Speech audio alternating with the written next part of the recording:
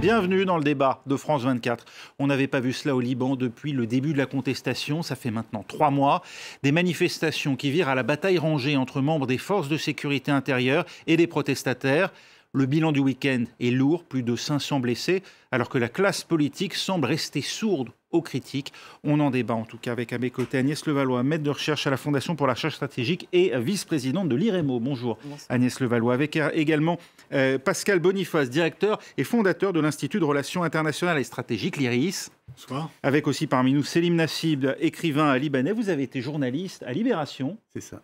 Et puis Éric Verdeil, professeur de géographie et d'études urbaines à Sciences Po Paris, chercheur au Centre d'études des relations internationales, le CERI, et également coordinateur avec Galeb Faour et Mouin Hamzé d'un atlas du Liban, les nouveaux défis. C'est paru à l'Institut français du Proche-Orient. Merci Bonsoir. à vous quatre d'avoir accepté de débattre. On part tout de suite à Beyrouth. Rejoindre sur place Sarah Eliafi, vous êtes consultante en sciences politiques. Merci d'être avec nous. Alors on l'a vu durant 2 soirées d'affilée, les abords de la place de l'Étoile, là où siège le Parlement libanais, ont été le théâtre de véritables scènes de guérilla urbaine. La mobilisation pacifique, c'est terminé. Je commence par préciser que nous avons été tous témoins de 3 mois de manifestations sans aucune violence de la part des manifestants. Les seules violences étaient celles des partisans de milices qui voulaient liquider le soulèvement populaire. On a bien vu les destructions des tentes à la place Riyad Salah au centre-ville, dans la région de Saifi, sur la rue Mouno. Il y a eu en premier lieu des attaques de violence inédites de la part de jeunes hommes du quartier de Khanda el-Rami 2 fois. Cela s'est déroulé 1 fois par mois. La première fois fut le 29 octobre. Par la suite, le Premier ministre a démissionné avec le gouvernement. Et la deuxième fois, c'était le 25 novembre. Donc c'est environ 1 fois par mois. Ils ont attaqué les forces de l'ordre et les manifestants pacifiques. Il faut aussi dire qu'en deuxième lieu, nous avons aussi été témoins de la violence des policiers et des forces de l'ordre. On a vu ce week-end l'utilisation des balles en caoutchouc à courte distance de la part de la police, qui est inadmissible. Plusieurs personnes ont perdu un œil ces dernières 48 heures. Et finalement, pour finalement être témoin après 3 mois d'un tout petit début de violence de la part des manifestants qui sont en train de se défendre de cette violence qui peut-être ne risque que de s'amplifier parce que justement il y a les violences des autres milices et la violence des policiers qui n'est jamais critiquée.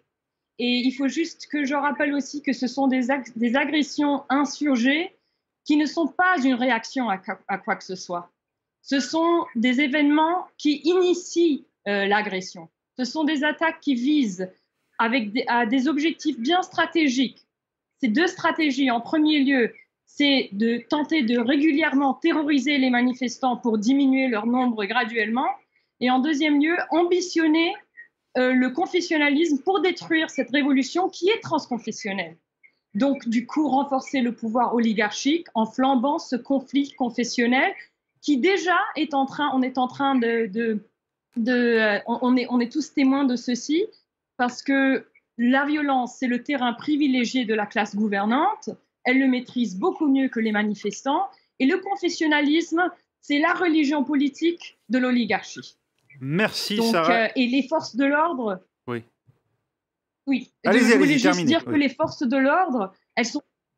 Oui, merci. Que les forces de l'ordre sont également victimes de la répartition communautaire, parce qu'elles répondent à cette répartition. Et peut-être il y a beaucoup d'éléments dans les forces de l'ordre qui sont chargés de la protection, mais on les met dans des situations hyper difficiles. À ne pas mentionner, c'est le dernier point que je vais dire, qu'il y a eu des... Visiblement, là, un problème de liaison. On ne sait pas s'il est véritable ou pas. Qui sont... On vous entend pas très bien. Enfin, on a compris en tout cas votre propos. Est-ce que c'est mieux là ? Oui, c'est un peu mieux, mais on va revenir vers vous de toute manière, Sarah Eliafi. On comprend évidemment que vous soutenez ce mouvement, sans trahir évidemment votre propos. Selim Nassib, ce à quoi on assiste, ce sont des provocations délibérées des forces de sécurité intérieure ou il y a une évolution réelle de ce mouvement depuis ce week-end ? C'est-à-dire qu'on est un peu loin pour savoir qui a fait quoi.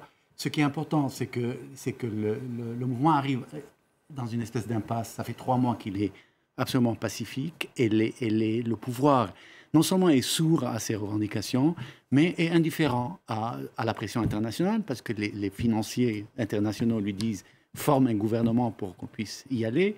Les manifestants répètent la même chose. Nous ne voulons plus de vous. Nous ne voulons plus vous voir. Nous voulons un gouvernement de gens compétents, indépendants de vous. Et les autres, ceux qui sont en train de fabriquer, là, en ce moment, c'est de fabriquer un gouvernement d'avatar. C'est-à-dire qu'ils savent qu'ils ne peuvent pas se présenter. Donc, chacun est en train de prendre une espèce de marionnette qui serait éventuellement appelée technocrate indépendant. Et les marchandages... les chefs de cabinet à la place des ministres. Voilà. Et les marchandages sont au grand jour. Donc ça provoque une telle colère de la part des manifestants que je comprends qu'une partie d'entre eux se disent on n'y arrive pas comme ça.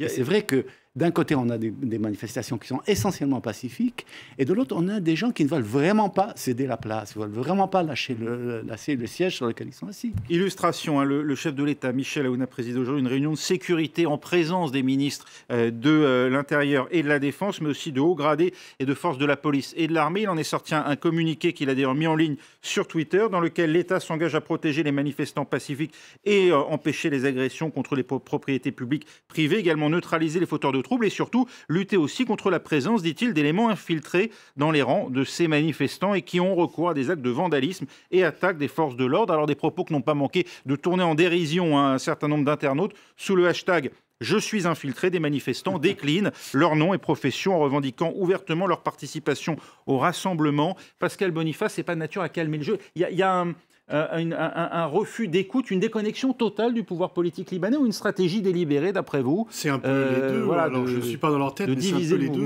Et en tout cas, on voit effectivement une insensibilité totale à ce qui se passe, une incapacité à entendre le message. Alors, tous les gouvernements, tous les pouvoirs qui sont mis en cause préfèrent ne pas entendre le message, mais là, il est tellement ancien, massif et intense qu'on voit quelque chose qui ne peut effectivement que stimuler la colère et dire, comme toujours font les pouvoirs en difficulté, ce sont des infiltrés, c'est un complot de l'étranger, qui est la réponse habituelle de tous les gouvernements dont la légitimité est mise en cause par la population, ne peut effectivement que, comme les Libanais sont quand même un peuple éduqué, informé, c'est insultant pour leur intelligence. Et donc pour les manifestants, non seulement on ne les écoute pas, mais on vient même insulter leur intelligence en disant qu'ils sont manipulés par l'étranger. Donc effectivement, la crainte, c'est qu'il puisse y avoir qu'une colère montante par rapport à cette insensibilité totale à la revendication et le sentiment que rien ne bouge et que effectivement c'est un théâtre d'ombre.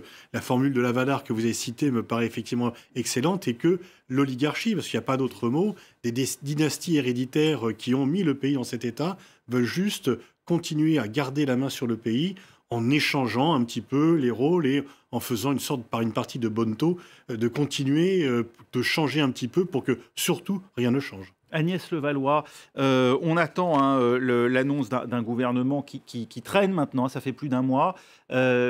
Comment expliquer là aussi les atermoiements du pouvoir politique, alors même qu'il s'était engagé à désigner un gouvernement? Alors on n'a d'ailleurs toujours pas compris s'il serait constitué exclusivement d'experts et de technocrates, comme on dit, ou bien à parité, comme a souhaité, semble-t-il, le président, contre l'avis des manifestants, contre le souhait des manifestants.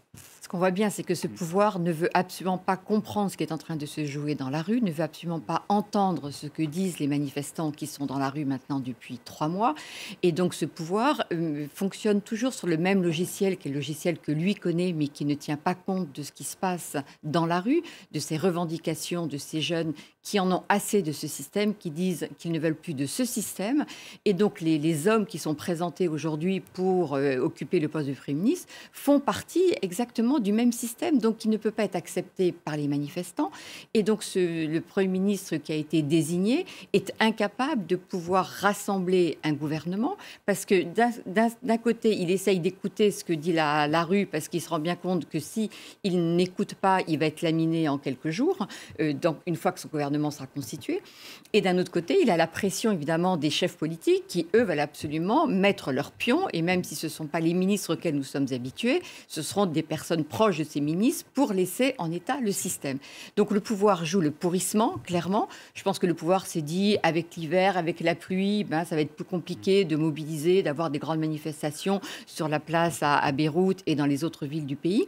On joue le pourrissement, et en attendant, on continue à discuter entre nous, à magouiller entre nous selon les mêmes critères avec lesquels nous sommes habitués, et ça finira par fonctionner. Ce qu'il ne mesure pas, ce qu'ils n'arrivent pas à mesurer parce que c'est tellement éloigné d'eux, ils sont tellement déconnectés de ce qui se passe, ils n'arrivent pas à comprendre la détermination absolument incroyable de ces manifestants qui ont décidé que vraiment, ils n'accepteraient pas n'importe quoi et ils n'accepteraient pas autre chose qu'un changement total de système. Mais évidemment, ce pouvoir ne peut pas entendre une chose comme ça, ne peut pas l'intégrer. Et c'est bien là le drame de la situation, puisque le drame, c'est quoi? Eh bien, c'est d'arriver à la violence, parce qu'en jouant comme il le joue, le pourrissement, et de faire en sorte, effectivement, d'appeler les forces extérieures en disant que c'est un complot, et donc en légitimant le recours à la force. Et c'est ce à quoi nous assistons aujourd'hui. C'est ça que souhaite le pouvoir, Éric Verdeil, dans le raidissement, le durcissement des manifestants dans un pays où par ailleurs tout dysfonctionne, ce qui explique d'ailleurs ce mécontentement durable?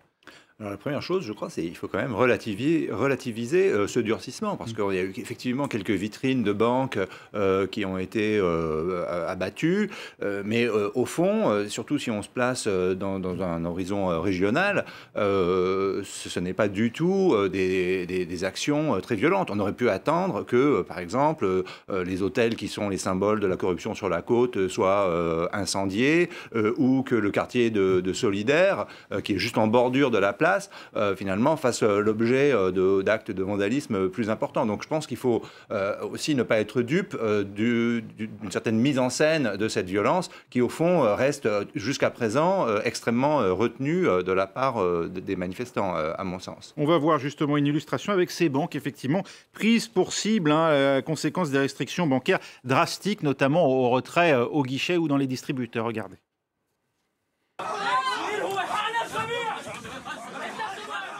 Au Liban, mesure exceptionnelle pour les banques dernièrement.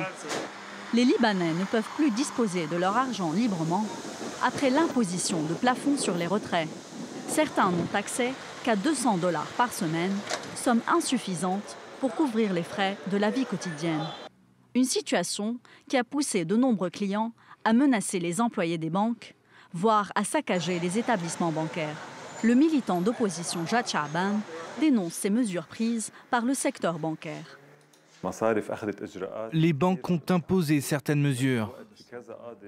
Certains juges estiment qu'elles sont illégales. Il y a des réactions violentes à ce sujet contre les employés du secteur. Ils sont dans la ligne de mire des clients.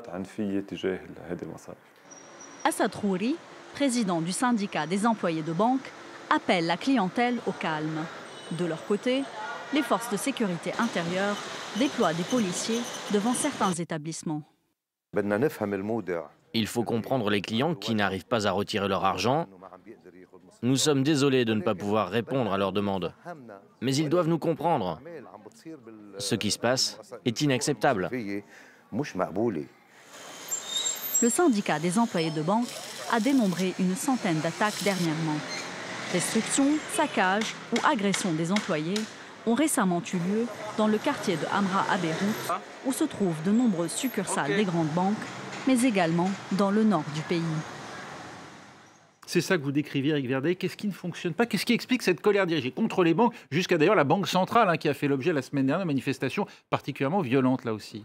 Bon, tout d'abord, effectivement, dans le contexte actuel, comme c'était expliqué dans ce reportage, on comprend que les Libanais soient fâchés contre leurs banques, qui leur interdisent de retirer leurs économies donc les limites qui sont placées, effectivement, rendent impossible une grande partie des opérations de la vie quotidienne. Mais tout le monde n'est pas logé à même enseigne. Les gros patrimoines, eux, peuvent, et notamment en politique, déplacer plus facilement des fonds. Il y a effectivement beaucoup d'informations sur les réseaux sociaux d'un certain nombre d'hommes politiques ou d'hommes d'affaires qui ont pu envoyer leur argent en Suisse ou en Allemagne. Et donc, évidemment, ceci nourrit la contestation et le sens de l'injustice.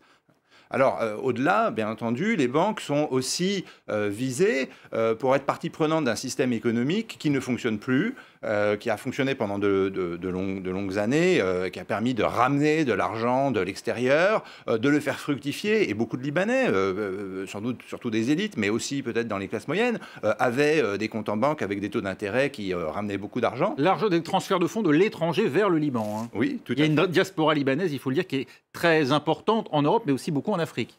et dans le Golfe en particulier, dans le Golfe Persique. Oui. Et donc tout cet argent qui rentrait dans le pays était placé dans les banques et générait des taux d'intérêt très très importants. Au point même que ces derniers temps, les gens préféraient laisser leur argent à la banque plutôt même que de l'investir dans l'immobilier. Alors que pendant des années, l'immobilier avait été vraiment le lieu où, au contraire, on pouvait faire de la spéculation. Il y a une chose moi, qui me paraît importante, c'est que pendant plusieurs semaines, je crois que les Libanais ont été dans le déni de l'importance de la crise que traversait le pays. Et quand on parlait de menaces sur la monnaie, sur les banques, les Libanais n'arrivaient pas à croire qu'ils ne pourraient pas aller à la banque chercher leur argent. Et là, on est arrivé à un point où, effectivement, quand ils vont à la banque, on leur dit « vos économies, on ne peut pas vous les donner, il n'y a plus d'argent ». Et donc là, petit à petit, il y a une prise de conscience que tout ce qui avait été dit, à savoir que la crise financière était là, auquel vraiment, j'insiste, les Libanais ne croyaient pas en se disant « il va y avoir une solution miracle comme à chaque fois, il va y avoir de l'argent qui va venir de l'extérieur parce qu'on ne peut pas laisser couler le Liban, parce que le Liban est important pour la stabilité régionale ». Enfin, tout ce discours qu'on a entendu pendant des années. Or, aujourd'hui, les pays à l'extérieur ne veulent plus donner d'argent, puisque l'argent a été donné à fonds perdu pendant des années et des années, qu'aucune réforme n'a été menée, alors que la condition dans les premières conférences internationales, Paris 1, Paris 2, c'était de donner de l'argent, mais de faire des réformes. Les réformes n'ont pas été menées et l'argent s'est évaporé sans qu'il serve à mettre en place les infrastructures nécessaires au développement du pays. Et donc là, cette fois-ci, les Libanais se sont dit, une fois de plus, il va y avoir de l'argent du Golfe, Arabie Saoudite, sauf que l'Arabie Saoudite ne veut plus donner d'argent au Liban. L'Iran a beaucoup moins d'argent aujourd'hui qu'elle n'en avait auparavant, puisque les sanctions économiques contre le pays sont terribles. Et les pays occidentaux qui venaient à chaque fois à la rescousse la disent, on ne fait rien tant qu'il n'y a pas un vrai gouvernement qui s'engage à faire des réformes. Et si vraiment les réformes sont mises en place, là, on commencera à réfléchir à donner de l'argent. Et donc là, les Libanais sont sortis, je crois vraiment, de ce déni et réalisent l'ampleur de la crise et l'ampleur des catastrophes que ça veut dire au niveau de tous les Libanais, quel que soit le niveau. Tout le monde est atteint aujourd'hui par cette situation. On va y revenir et on va faire réagir évidemment dans un instant Selim Nassib et Sarah El Yafi ainsi que Pascal Boniface. Restez avec nous, on se retrouve dans un instant. C'est la fin de la première partie déjà du débat. Retour dans moins de 3 minutes.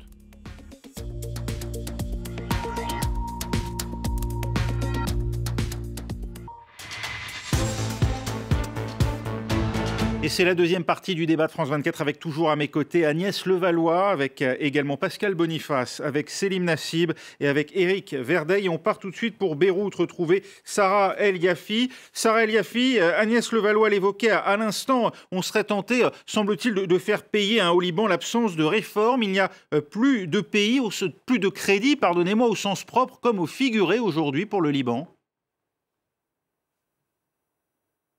Oui, effectivement. Le Liban, en 1990, il sort de 15 ans de guerre civile. Les seigneurs de la guerre prennent les rênes du pouvoir, régissent l'État selon leurs intérêts personnels, qui sont le confessionnalisme, le clientélisme et la corruption. L'État démocratique en bonne et due forme est totalement confisqué et il y a maintenant une forme de pouvoir oligarchique. Au fait, cette révolte, on la croyait impossible, mais elle a eu lieu. Parce qu'il faut bien dire que le peuple libanais a fait preuve d'énorme résilience. 2 décennies d'occupation israélienne, une longue période, peut-être 3 décennies de contrôle direct par l'État syrien, énorme fuite de cerveau, 2 guerres incessantes chez leurs 2 seuls voisins, entre la Palestine et Israël et en Syrie, qui ont créé plus d'1,5 million de réfugiés syriens et 1,2 million de réfugiés palestiniens, sans mentionner le coût énorme de la corruption. Et maintenant, on a dû faire face à une faillite totale, c'est-à-dire les gens n'ont plus pu nourrir leur famille pour qu'ils prennent la révolte dans les rues. C'est vraiment, je trouve que cette preuve de résilience qui est vraiment un fardeau, à la fois un fardeau et une grande qualité du peuple libanais.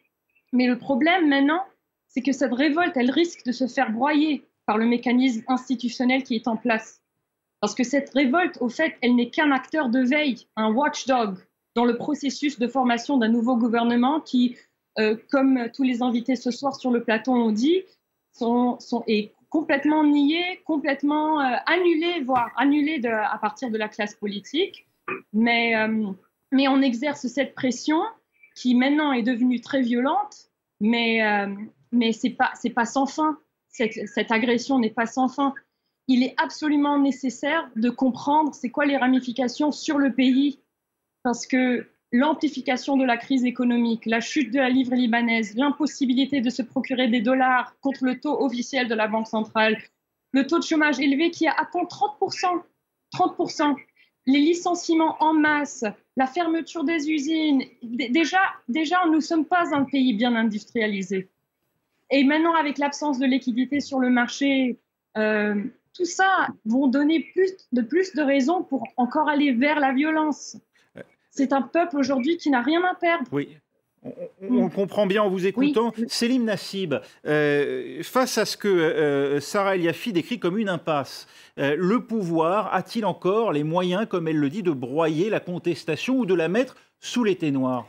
C'est-à-dire, le problème, c'est qu'on ne voit pas très bien l'issue, parce que le système qui a peu ou prou fonctionné jusqu'à là était non seulement une corruption des dirigeants, mais une corruption de la société elle-même, puisque comme les services de l'État ne fonctionnaient pas, il fallait s'adresser à son chef communautaire pour lui dire « je veux un emploi, je veux mon fils l'hôpital ».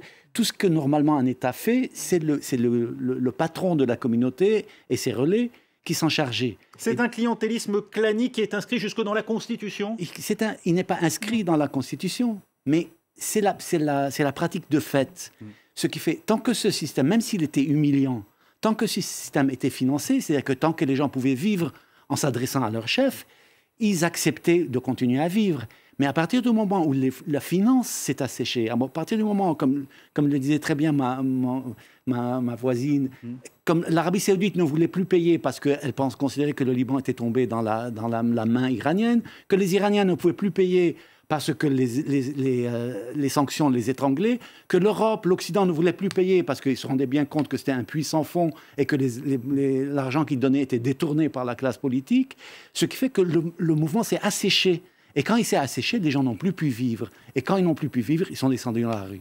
Pascal Boniface, la fin du ruissellement qui mettait de l'huile dans les rouages, il est dû à un contexte géopolitique régional? Oui, effectivement. Alors, il y a les problèmes nationaux, parce qu'effectivement, pendant très longtemps, les Libanais ont retenu leur expression de peur de revenir à la guerre civile, un peu comme les Algériens ont retenu leur expression de peur à revenir à la décennie noire, et puis aussi de tomber dans les tourments internationaux, parce que entre Israël, la Syrie, la question palestinienne, le moins que l'on puisse dire, c'est que le Liban est très mal entouré s'il recherche la stabilité, et qu'il est, pour un pays très peu peuplé, soumis à des éléments extérieurs extrêmement graves. Ballotté par les conflits régionaux. Voilà. Et pendant très longtemps, c'est ce qui a retenu les Libanais de s'exprimer en disant on ne peut pas ouvrir nous-mêmes la boîte de Pandore parce qu'il y a suffisamment d'ingérences extérieures, de problèmes extérieurs pour ne pas les réfugiés syriens, les influences saoudiennes, etc. Et puis là, effectivement, si le ruisseau est sec, il n'y a plus grand-chose à perdre. Et je noterai que le fait de ne pas pouvoir aller à la banque retirer son argent, c'est quand même non seulement, c'est très profondément humiliant. Ça n'arrive pour un pays moderne comme le Liban, pour un pays où le système bancaire était quand même l'un des plus performants, le fait de se retrouver dans une situation un peu comme au Zimbabwe ou comme dans des pays relégués et où il y a vraiment une misère totale, c'est profondément humiliant et donc ça vient ajouter à la colère, plus le fait effectivement de ne pas être entendu. Et effectivement, le Liban, quelque part, a toujours été au bord du gouffre. C'est ce qui l'a protégé pendant très longtemps parce que comme le pays était toujours au bord du gouffre, personne n'osait avancer. Mais là, les gens se disent, si on n'avance pas, on va tomber dans le gouffre. Et donc, il faut faire quelque chose pour casser ce système qui a fonctionné tant bien que mal pendant très longtemps, mais qui maintenant ne fonctionne plus. Jusqu'à faire repartir, d'après vous, des manifestations qui ont surpris, il faut bien le dire, un peu tout le monde, lorsqu'on voit le Sud-Liban se révolter contre la toute-puissance des mouvements Hezbollah et Hamas. Oui. On a senti que l'assassinat par les Américains du général Qassem Soleimani avait peut-être un temps mis fin à ces manifestations, mais vous pensez qu'elles vont repartir ? Oui, parce qu'elles sont déjà reparties en Iran de la même façon. Donc au Liban, c'est la même chose. L'assassinat de Soleimani a créé pendant quelques temps une sorte de solidarité, mais qui n'est pas durable de toute façon parce que les problèmes ne sont pas effacés par son assassinat. Et effectivement, on voit que les férules qui paraissaient les mieux établies, y compris celles du Hezbollah dans le sud, ne sont pas aussi établies que cela, et que dans la mesure où le Hezbollah ne délivre pas ce qu'il promet, il est aussi contesté. Et puis il y a effectivement l'Iran qui n'a plus les moyens d'alimenter le Hezbollah comme il l'a fait pendant très longtemps, parce que l'Iran n'a plus les moyens de faire grand-chose à l'extérieur. On va voir l'un des effets de cette crise économique radicale, celle qui touche aussi les travailleurs pauvres et notamment les plus âgés. Regardez le portrait de ce sexagénaire qui a été licencié comme beaucoup de Libanais ces dernières semaines.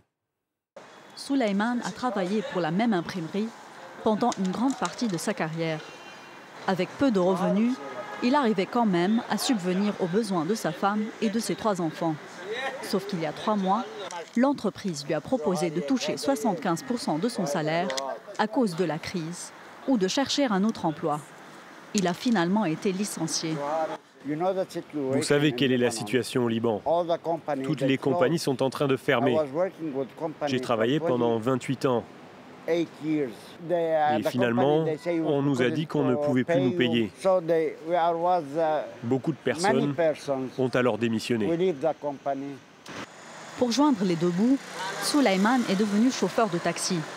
Il a également 2 autres emplois, mais il n'arrive pas à gagner plus de 30 000 livres libanaises par jour, soit l'équivalent de 20 $. Tout comme Souleymane, de nombreuses personnes ont vu leurs horaires réduits ou ont été mises à la porte en raison de la situation économique. L'avocat Layal Saj dit avoir été témoin de nombreux licenciements dernièrement. Il y a beaucoup de sociétés qui sont en train de réduire le nombre de salariés à cause de la crise. Ils n'arrivent plus à les payer. Nous avions 3 cas par mois, aujourd'hui c'est 10 cas par semaine. De nombreuses personnes se disent désespérées et n'arrivent plus à payer leurs factures. Les personnes licenciées devraient être indemnisées. Mais avec la crise, plus personne ne respecte la loi.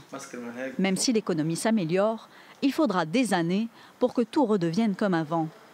À 65 ans, Souleymane ne pourra sans doute jamais retrouver un emploi à plein temps. À mon âge, personne ne va m'embaucher. Vous savez, ils préfèrent les jeunes. La vie est difficile. Pour de nombreuses personnes qui arrivaient à peine à joindre les 2 bouts, perdre son emploi alors que les prix augmentent et que la monnaie est dévaluée est tout simplement une catastrophe. Alors qu'il n'y a pas de signe d'amélioration prochaine, beaucoup estiment que le pays est au bord de la faillite. Reportage signé Zena Antonios. Éric Verdeil, lorsqu'on voit effectivement le récit de cet homme, et comme il y en a beaucoup, on le comprend bien aujourd'hui au Liban, on comprend que, ou plutôt on peine à comprendre en quoi un changement politique, même avec des personnalités extrêmement compétentes à la tête du pouvoir, pourrait, à brève échéance, changer le sort des Libanais. Alors, il est vrai que la situation peut paraître difficile et nous sommes ici au bout, ou peut-être pas au bout, d'une pente qui a été empruntée depuis de nombreuses années. Et de fait, graduellement, les gouvernements libanais successifs se sont en quelque sorte tirés des balles dans le pied en s'empêchant de développer des secteurs productifs, qu'il s'agisse de secteurs industriels ou de secteurs plus innovants, par exemple dans les domaines du logiciel, où il y a beaucoup de jeunes qui sont très compétents. Et donc, effectivement, redresser la barre sera aujourd'hui extrêmement difficile. Néanmoins, plusieurs économistes mettent sur la table il y a même eu tout un groupe d'économistes qui, avant Noël, a proposé tout un système de réformes, avec d'abord des réformes financières qui sont très urgentes, et puis ensuite, progressivement, justement, la possibilité d'encourager ces secteurs dans lesquels le Liban pourrait avoir une valeur ajoutée. Ça résoudra des problèmes aussi concrets que les ordures auxquelles, depuis des années, les Libanais font face sans trouver d'issue? Alors, il est vrai que la dégradation des infrastructures depuis des années est un problème énorme. C'est un problème qui renvoie à des problèmes de gouvernance entre l'échelon local et l'échelon national. C'est un problème qui renvoie à la difficulté, justement, d'aller contre ces chefs miliciens et ces chefs communautaires. Et chacun dit, bon, nous ne prenons pas les ordures des voisins. Et donc, de ce point de vue-là, il est vrai vrai que on est quand même d'organisation. Hein. C'est pas qu'un problème d'argent. C'est pas qu'un problème d'argent, c'est un problème d'organisation, c'est un problème d'outils juridiques. Par exemple, les municipalités n'ont clairement pas les bons outils juridiques. Les municipalités devraient, par exemple, avoir les moyens de créer des taxes locales pour pouvoir financer une partie de leurs projets dans ce domaine-là, par exemple. Ce que ça veut dire aussi, c'est qu'il faudrait un État. Je veux dire, au Liban, aujourd'hui, il n'y a pas d'État. Il y a un État qui est complètement failli et qui est incapable de satisfaire les besoins de tout citoyen digne de ce nom. Et c'est ça aussi la révolte, la contestation à laquelle on assiste, de Libanais qui disent on veut un État, on ne veut pas effectivement s'adresser à son zaïm, son chef, pour pouvoir aller à l'école, pour pouvoir se payer une opération. On veut un État qui assume ses responsabilités parce que cet État n'existe pas et qui mette en place des infrastructures, qu'on ait de l'électricité, qu'on ramasse les ordures. Donc ça veut dire quoi dans un premier temps? D'abord de savoir exactement ce qu'il en est parce qu'il y a un flou absolument incroyable sur l'état des finances au Liban. Les banques ne donnent pas d'argent aux citoyens, mais on sait très bien qu'il y a des milliards qui sont partis à l'étranger parce que certains ont réussi à faire partir de l'argent.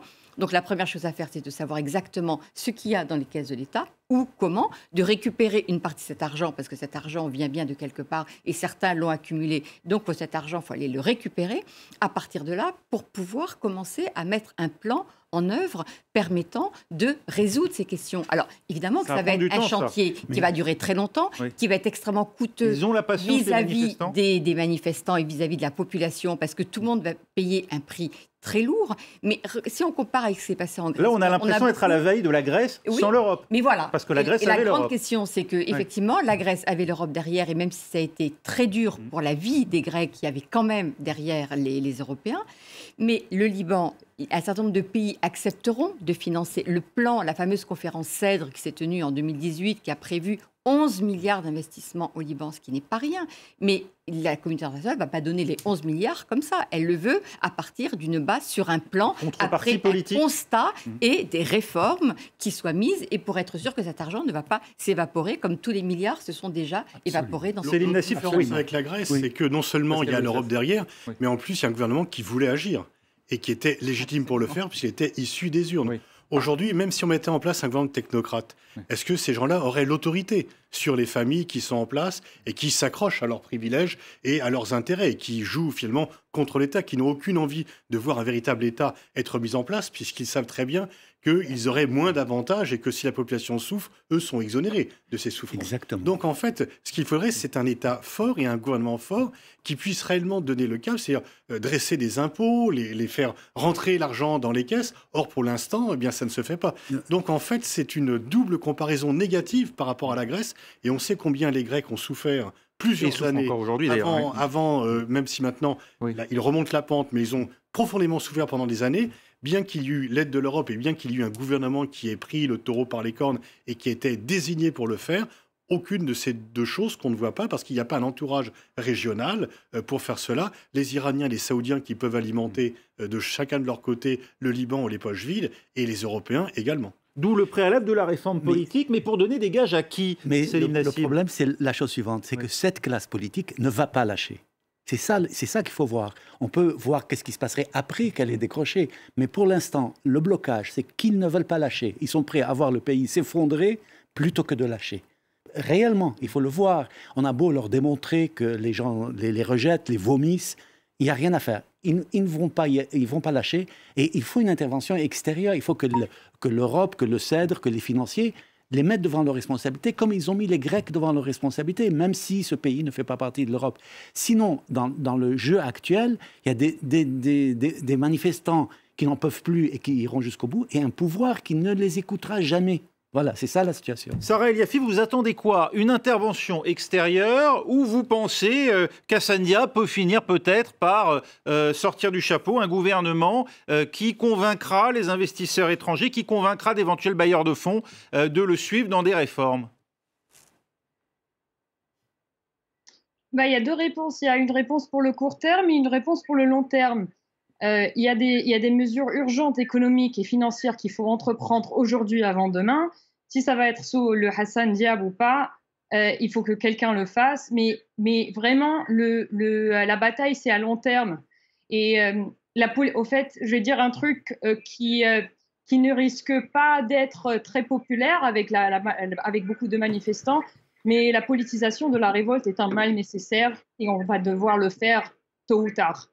Et sûrement beaucoup seront déçus parce qu'on a toujours un traumatisme d'un leadership qui a été corrompu jusqu'aux os, et peut-être le soulèvement populaire risque de devenir moins consensuel, mais il faut avoir l'aptitude de pouvoir répondre à des questions de fond qui restent aujourd'hui sans réponse. Des questions comme, par exemple, ce nouveau Liban qu'on va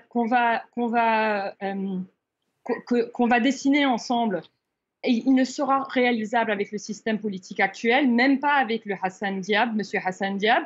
Mais la révolution, on va devoir définir des bases d'une nouvelle république. Il faut que je pointe un détail. Nous avons été dessinés sur le schéma de la Troisième République française, sur les lois constitutionnelles françaises de 1899. La France, elle a fait un upgrade de 2 fois. La France est à la 5e République, le Liban est toujours sur le modèle de la Troisième République. Donc, on va devoir se mettre d'accord dans la manifestation, dans ce soulèvement populaire. Quel modus vivendi on veut avoir avec le Hezbollah? Quel modèle économique? Quels efforts pour combattre le réchauffement climatique qui va peut-être nous écrouler avant que cette classe politique nous écroule? Quelle sera l'influence de la décentralisation au sein d'un nouveau système? Quelle stratégie face à Israël, face à la Syrie, face à l'Iran? Nous devons clarifier beaucoup de questions pour pouvoir constituer une alternative crédible à ce système qui est pourri. Mais je vais dire aussi un dernier truc qui est encore plus important. Aujourd'hui, nous faisons face à 30 ans de spoliage maximal. Nous sommes un pays qui a été volé et pillé. Et quand on regarde les pays qui ont essayé d'en faire quelque chose, par exemple, je vais donner l'exemple du Nigeria. Oui. On a lu dans les journaux il y a 2 ans que la Suisse, par exemple, allait enfin restituer l'argent détourné par le dictateur nigérien Abacha, qui était au pouvoir dans les années 90 et qui est mort dans les années 90. 20 ans plus tard, en 2016, grâce à une lettre d'intention et un accord, ils ont pu détourner, restituer une petite tranche. Mais ce que je veux dire, c'est que rendre au peuple volé les capitaux, rendre au peuple volé les capitaux spoliés constitue non seulement une nécessité morale, mais aussi une nécessité de camaraderie des pays européens à l'égard de ces peuples, de tous les peuples qui ont été complètement volés. Merci. C'est un devoir d'ingérence humanitaire, non seulement envers les Libanais, mais envers les citoyens européens, parce que les citoyens européens et surtout les Français nous ont énormément aidés à travers les années. Ils payent leurs impôts et vous avez été très généreux avec le Liban. Et il est important de savoir comment les sommes détourné ont en été partie. dépensées. C'est ce que vous dites. Merci Sarah El Yafi, on vous a entendu. Pascal Boniface, comment trouver un débouché politique à ces manifestations? C'était un peu le sens de ce que disait Sarah El Yafi, qui disait qu'il faut même une évolution partisane qui ne plaira pas à tout le monde. C'est ce que n'ont pas fait pour l'instant, par exemple, les manifestants en Algérie. Voilà, et c'est le même problème, c'est que les réseaux sociaux permettent une mobilisation rapide et large, mais ne dégagent pas de leadership. Et donc, il faut bien que le mouvement soit incarné et qu'il y ait des gens en face, parce qu'en face, il y a des familles très puissantes. Et là, en fait, pour faire valoir les revendications, c'est un peu aussi ce qui pâtit en Algérie, c'est que une élection, les manifestants n'ont pas été en mesure d'envoyer quelqu'un aux élections. Et là, pour l'instant, cette révolte qui est vraiment massive, plus de 500 000 personnes, c'est vraiment, à l'échelle de la France, ça serait des millions de personnes dans la rue, mais il n'y a pas de leader pour parler haut et fort et pour s'opposer aux différentes familles politiques qui règnent sur le pays. Merci Pascal Boniface, merci également à Agnès Levallois, à Selim Nassib, à Éric Verdeil et avec Sarah El Yafi qui était avec nous en direct de Beyrouth.